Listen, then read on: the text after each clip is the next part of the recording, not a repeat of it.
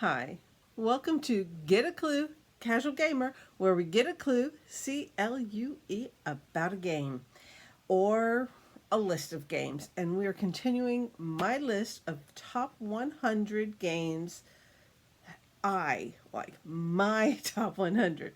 And today we're going to be looking at, and I'm looking at my list here because I'm here going, where am I? Yes, 51 to 60. Today we're looking at the last 10 in the upper 50. So 51 to 60. Um, yeah, you can't see my game room, but it's becoming more and more of a mess as I pull out these games for these videos because I've decided that when I moved here last June, I set up all the shelving and everything I did it mostly by color. So I had, reds, orange, yellows, uh, black, gray, white, that kind of thing. And I found through the year, it was getting more and more um, annoying that I was trying to find a game that I was sure was mainly blue, but I wasn't finding it. And where is this? And as I've also accumulated more games, where do I put them? There's no room for them in these, color groups. And so I think what I've decided is while I'm pulling these out for these videos, I'm going to rearrange the shelves. So the 61 through 100 are in piles out of reach right now, so that I can reach the ones I need for today. Okay, so let's get started with my number 60. And my number 60 is a game that was a Target exclusive. Oh no, a Walmart exclusive. A Walmart exclusive, which is unusual. But it's by my favorite designer, Phil Walker Harding. And the game is Summer Camp. Summer Camp is an extremely friendly game.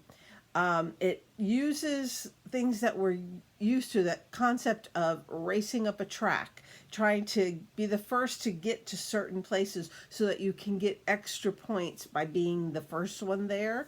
But it doesn't use dice. It's not that. It's actually your hand of cards. You play the card that has the ability to move your person a certain number of spaces. I have this elastic thingy on it to keep it from jostling too much, because I tend to keep most of my game. Some of my games go flat and some are sideways, so it's kind of like, okay. So the back of it, this is what it can look like. Just so you know, these are 9 different squares, and you just mix them up each time you play, so they're not going to be in the exact same order each time, and there's just slight differences between them, but it helps change up the board a little. It also comes with different packs of cards that are different themed, thinking of summer camp. If you've ever been to summer camp or watched a movie with kids going to summer camp, you have different activities. So, like, one of these might be arts and crafts, one would be friendship, one would be cooking, and there's, I think, 8 or 9 different sets that you can pick from. So, every game you can pick different combinations of these, and that changes up the game a little bit, but the play itself is the same. It's just a little bit different. But what I like about this game, besides it being very family friendly, very welcoming game, it helps you learn about deck building. It's a very easy deck building game where you start off with a certain amount or certain types of cards, and then you purchase more that have better powers, and some will help you get rid of the bad cards that you started off with, the ones that weren't worth much and don't help you much. And so you're kind of replacing those with better cards that give you a better chance of getting ahead and winning the game. The fun thing about it is that you're going to be getting points from badges. These each of these theme boxes, like arts and crafts, friendship, and cooking, say, come with their own set of badges, and whoever gets to the end of that line first gets the top badge. And the top badge is worth more, and each badge underneath it is worth less and less. Also, every time you cross a bridge here, you got badges up there, and again, you get the first badge, the next person gets the second, and they're worth less and less as you work your way down. It's a very friendly game, and it is my number 60, and I played it for the first time this year. I've got to reach way over. Okay, my number 59 was also new this year to me to play, and it's by Flat Out Games and AEG, and it's Cascadia. Now, Cascadia is a tile placement game. You are picking up, you're drafting these tiles and these little circle thingies. The tiles are terrain, and they also have pictures of the animals that can live on that tile. And then these little circles are little circles of animals. And so what you're creating is your own habitat with the different terrain and the different animals on that terrain. But the placement of the animals helps follow these goals here to make points.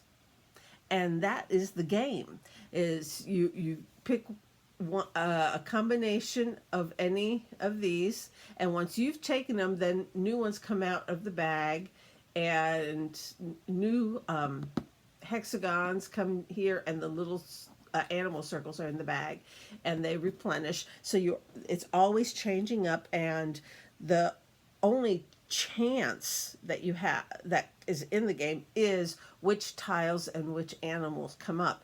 But you choose which ones you want, and you put them where you want, and that's basically the game, Cascadia. So it's one of those games that I really like. The tile placement and the tile drafting, and it's illustrated by Beth Sobel. You'll hear that name. You heard that name in my last list, I believe. One of my last lists. She helped with one of my other games that I talked about recently.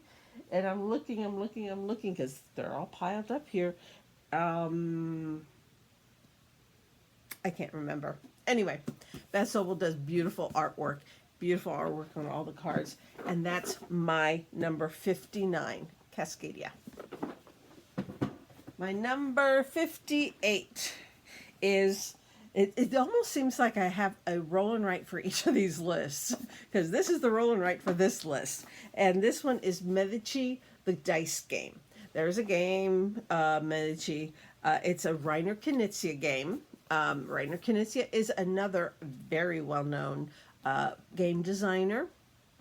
My favorite is Phil Walker Harding, but I have several of Reiner Knizia's games, which is not unusual since he has created so many games, like hundreds of games. So it's not surprising to come across several of his in my collection, even if I don't automatically go to his games, because some of them are not my style. But Medici the dice game is a cool roll and write, and it's really easy to play solo, which is how I basically play it. I play it solo almost all the time. Whoops, I'm hitting things. You have each person, because it will play, it says up to 4. We'll have this sheet of paper, and you have the dice, and you roll the dice, and you choose, when it's your turn, you roll the dice, and you choose which ones you want to keep and whatever you don't use, the others can use. So you want to be careful of which ones you pick so that you're not helping them as much, but you're helping yourself more. And with when you play solo, it's the same thing. Whatever you don't take goes to the AI, the automa. So anyway, it's a very easy game. You're basically trying to get different resources and fill your ship, your cargo ships with the amounts of different things. And the amounts go here. This is the first one. You fill this one first, and then a second round, the ship is a little bit bigger, and the third round, the ship is even bigger. And so it's really rolling dice and filling in slots. That's Medici, the dice game. Very easy to get to the table and very easy to do. And I think I've beat the AI maybe half the time, maybe around that, something like that. Enough that I don't feel like I'm losing all the time. And that is my number 58. My number 57 is a party game, and it is from Big Potato Games. They put out some weird commercially videos about their games. But they say it plays from 4 to 20. I have not played it with that many people, but sure, why not? A herd mentality. The premise is that you're trying to match up with at least one other person. But the largest group of people who choose the same exact answer creates the largest herd, and they get points for being the largest herd. But if you don't match up with anybody, you get the pink cow. And there's no way you can win as long as you have that pink cow.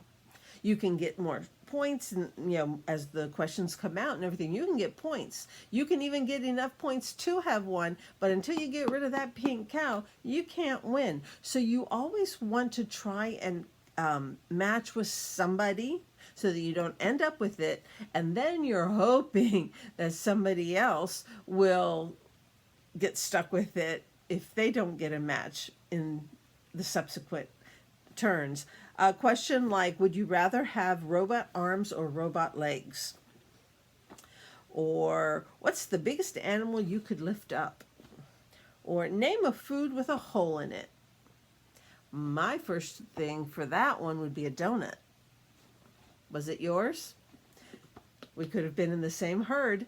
Herd mentality, party game, through and through. Easy, not complicated. You just have to try and match up with other people.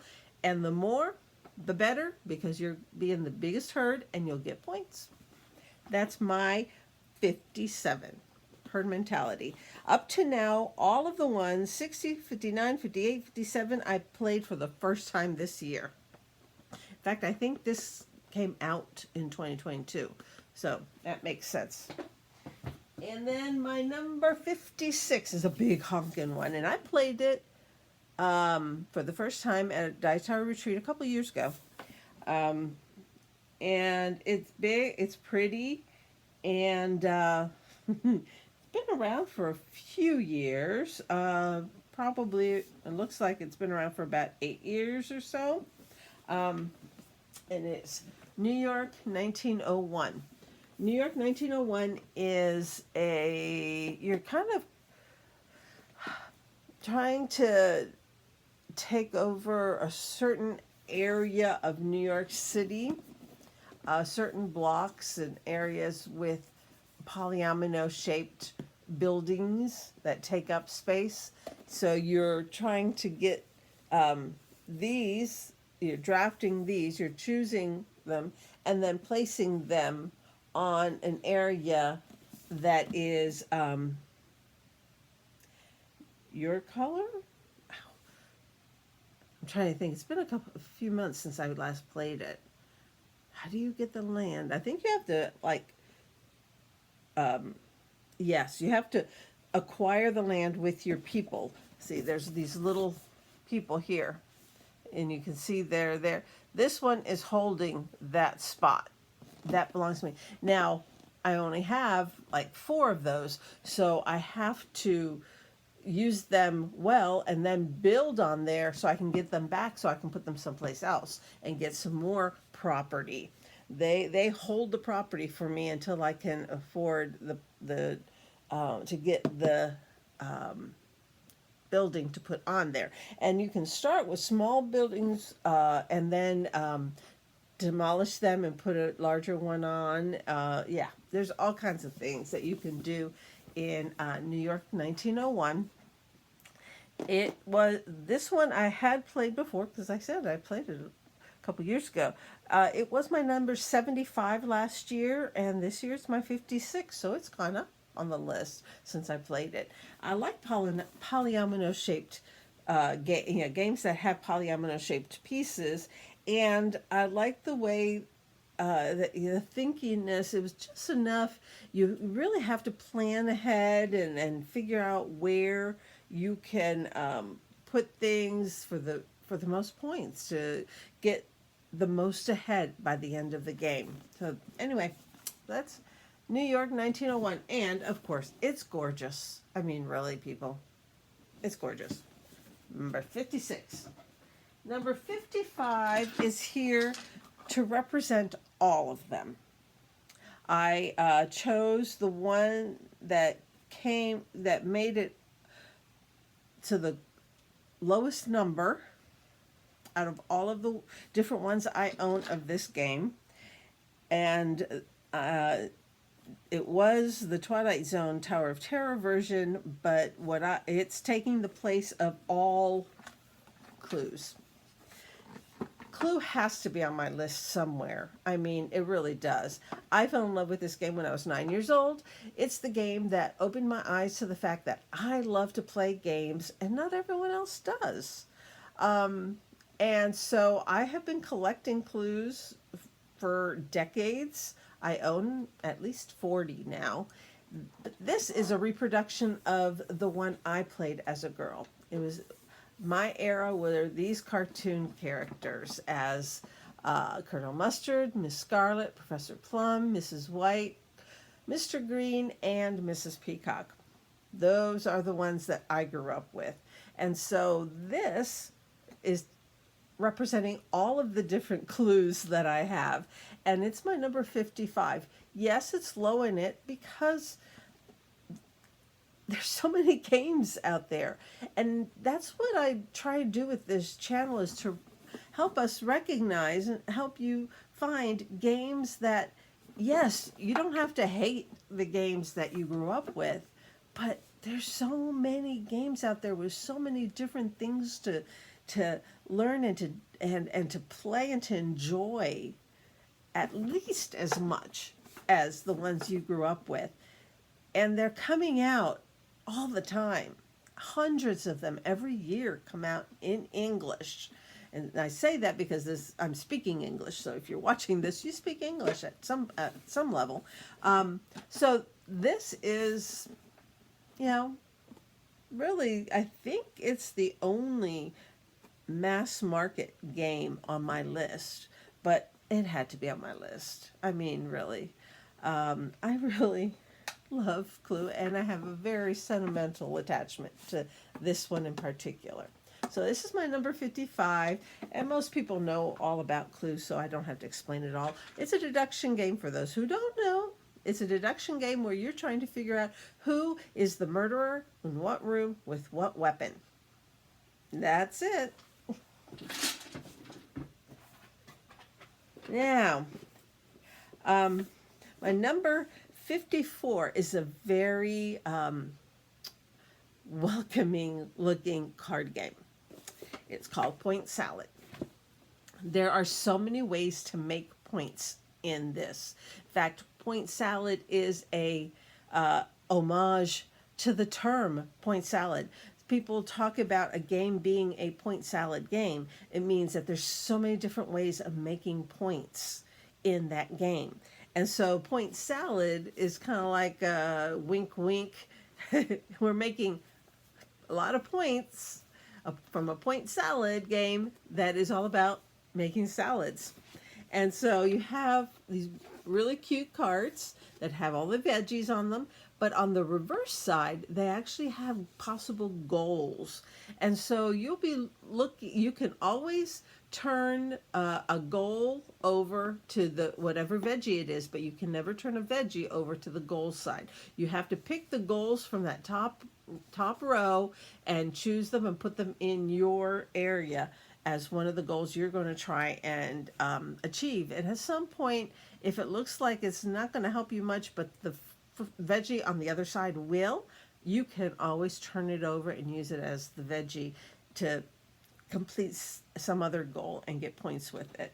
It plays very quickly, 15 to 30 minutes, and 2 to 6 players. Sadly, there's no solo in it. I will also say that this company, which is AEG, has a Kickstarter out right now for a game called Point City, and another one called Deep Dive. I believe it's Deep Dive. I have put in for the Kickstarter for Point City because I've watched videos about how it plays and everything. I'm here going, okay, it plays differently than Point Salad, but it's in that same family and that same feeling and vibe. So, and the look is really nice as well. So I'm looking forward to Point City when it does come out, but I have kickstarted it myself because I really do like this game. So I know, and from what I see of, I really should like Point City as well. But here's Point Salad, my number 54. My number 53, oof, heavy, is a deduction game called The Search for Planet X. Now, Search for Planet X uses this game, or this box and the game in it, and an app. So be aware that this one uses an app as well. It is really this big round thing. It actually has two sides, a simpler side and a more difficult side. Yeah, I've only played it on the simple side, and I still didn't quite find the planet. I was playing solo, and I was trying to teach myself it while I was playing it, so I kind of don't think I played it exactly right. Yeah, so, but yeah, see, there's an app. They're showing you that it takes an app. Basically, you're trying to follow the clues that you find, and you go searching for more clues around this circle. There's a little rondelle there, to try and figure out where is Planet X. You'll see where some asteroids are, as you know, like black holes or something like that. I'm trying to remember all the different things. Yeah, it's all these different things. There's so many. It came out in 2021, so it's been out for a couple years now, but it's quite popular. It's a lot of people really like The Search for Planet X. It is a deduction game.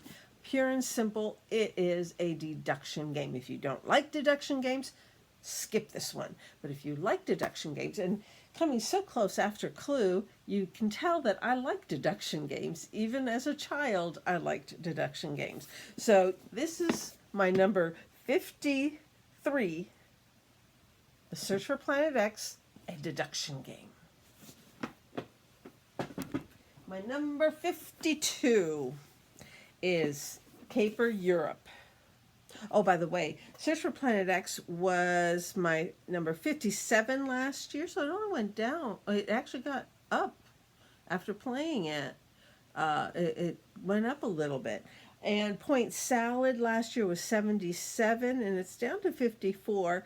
But it's just because, you know, there's so many games. Okay, so back to 52. 52 is Caper Europe, came out in 2022, and it is a two-player game, 2 players only, and it takes about a half hour-ish. It says 25 to 35 minutes.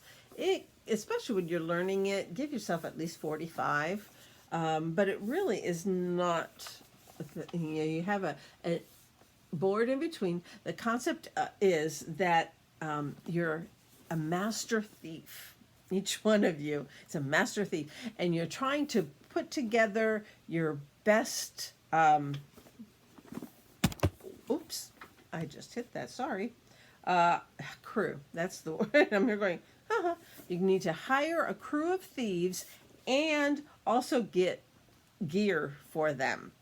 And you're going to be, the places that you're going to be breaking into are these places here.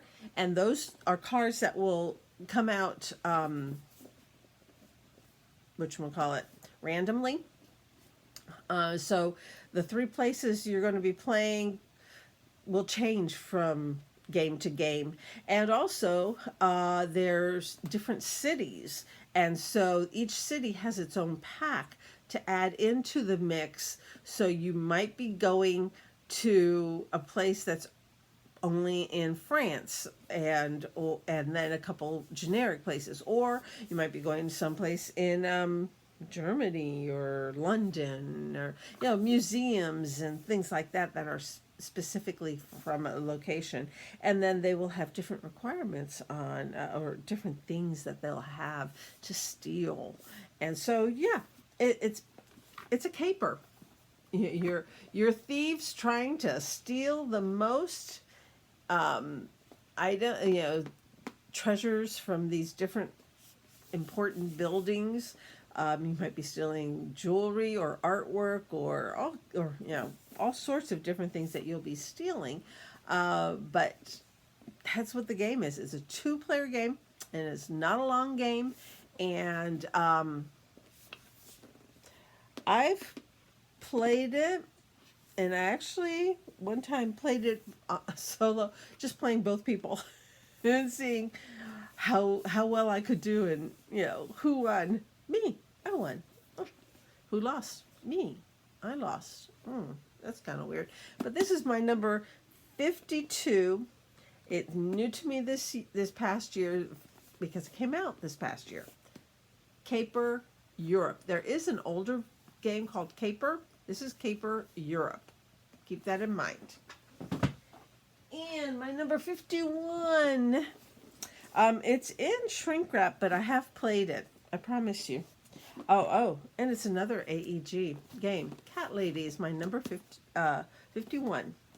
It's a simple and cute card game where you're drafting cats and food and toys to keep them happy.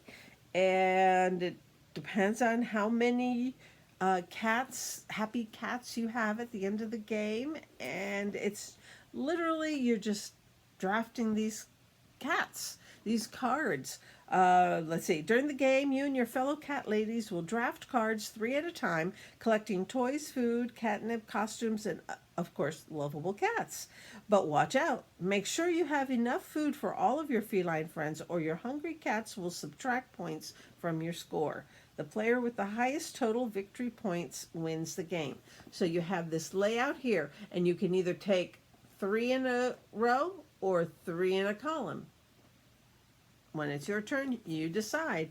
And when you take 3, they're replenished. And the next person chooses either 3 in a row or 3 in a column. And that is Cat Lady. Very, very easy game. I played it and went at Dice Tower Retreat. And I was like, oh, this is so easy. And anyone who likes cats, I can get them to play this. It's an easy game, and if they like cats, they should be able to pick up on this really easy.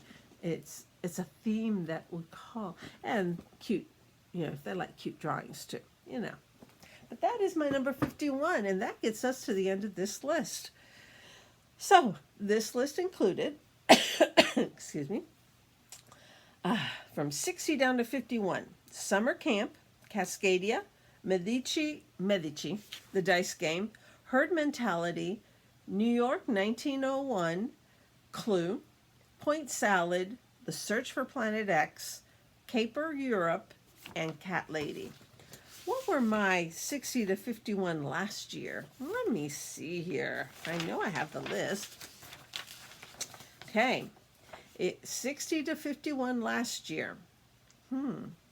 Were all games I had previously played for a change.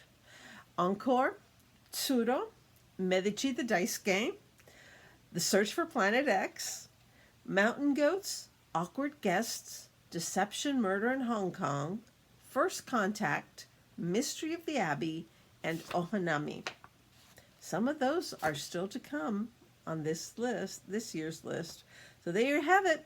The next 10 out of my 100 games, 51 to 60. Next video, we'll get into the top 50. Until then, happy gaming and God bless you and your family. Bye.